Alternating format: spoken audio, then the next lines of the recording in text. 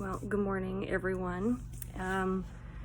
Today's video blog, funny story, I actually started it this morning and realized that I pressed the picture one and not the video portion of it. So I did like this whole awesome like single take and completely fucked it up because I pressed the wrong button. So yeah, so I'm having to do it now. So my morning ritual is I usually roll out of bed with my kid waking me up and, check my email because you just never know who's going to email about postpartum stuff at 3 a.m. in the morning because, babies are always awake. And so I checked my email this morning and I got a really good email that I needed to hear because even though I'm a coach, I don't always do the things that I tell other people to do for myself. And that's a common problem. It's not a big deal. But, Western New York is really great for supporting each other and based relationships on family and holding each other up and just being really good, nice people. And so there's something here called Western New York Postpartum Connection, and it's a free nonprofit resource page for all things women. So if you were ever to need grief and loss, miscarriage, support groups for postpartum depression, there's always activities for newborn classes, pregnancy classes. I'm on there as a fitness coach in South Towns. And I got an email saying that they're doing a hysterectomy support group. I was like, duh, I really probably should look into it. And it's one of those things where we don't actively search for support for ourselves as moms is because we don't sometimes feel like we deserve it or we feel like we should be strong enough to deal with it on our own. And as a coach, I feel like because I am a coach, I don't need it. So I'm definitely going to be looking into a hysterectomy support group for, what I'm going to have done in December.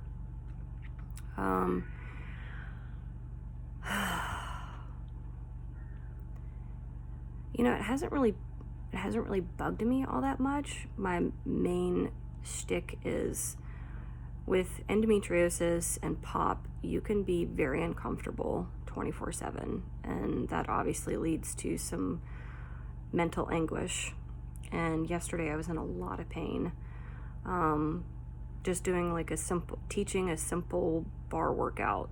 It wasn't anything too strenuous. If my version of bar is not as crazy and as intense as a regular bar class, because that's not what I do.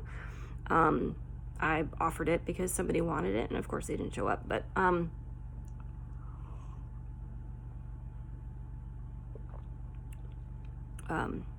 after that, I was pretty much down for the rest of the day. Heating pads, extra Tylenol. I'm sure I've pickled my liver by now from the amount of Tylenol that I've had to take. But I called into my doctor, and they said, just go to the ER. And I was like, really? You're going to sit there and tell me that if it's that bad?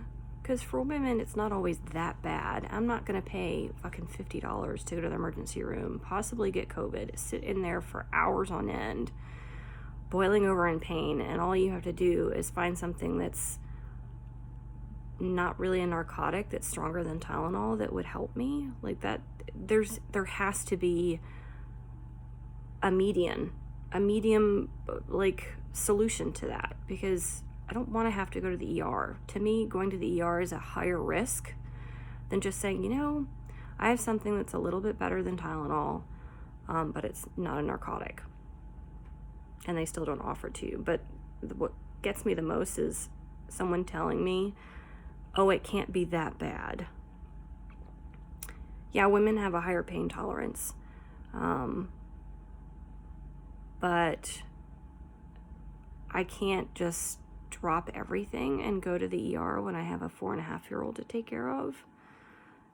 To me, that just seems really selfish. And it is part of the mom guilt because let's face it, mom guilt is very real.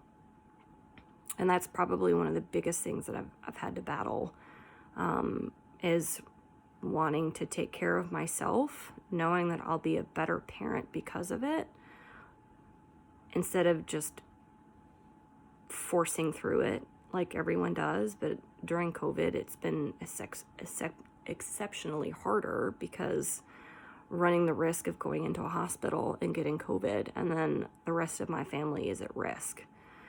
So it's just really obnoxious. I hate the hospital system that we have in the United States.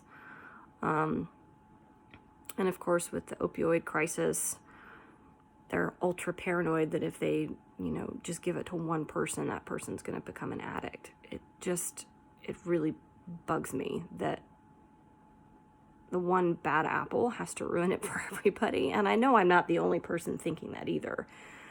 I'm not bashing the people that have an addiction, because my sister was an addict. And she's also bipolar and schizophrenic. So that's what makes it frustrating, is that I know that I need it, and I don't need it for long. I just need something to help me get through the day because of my line of work. I'm a personal trainer and postpartum coach. That's what I do. I have to move constantly. I'm always on my feet. And of course, with my 4-year-old being the way that she is, I mean, dude, she's like the Energizer Bunny, but which 4-year-old isn't? It's just really frustrating that that's the issue that I'm having to deal with. It's kind of a catch-22. You're fucked if you do, and you're fucked if you don't. Yeah, it's just really frustrating.